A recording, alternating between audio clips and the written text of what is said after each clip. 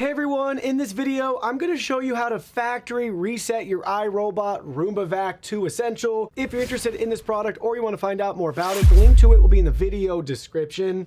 Let's get right to it. It's simple and straightforward. You have 3 buttons at the top of the vacuum. You're going to hold all 3 down for about 7 seconds. And we have a ring light here that will start to swirl. So once it starts to swirl, you'll hear a sound, it's rebooting, and you're all set and ready to go. So let's go ahead, let's try it out now. All right, that was right at 7 seconds. We got the sound, the light, if you can see that there, it's blinking, and everything has been factory reset.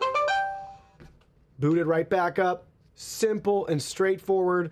3 buttons at the top, hold them down together. You'll hear that sound, and that's it. You have now factory reset your Roomba.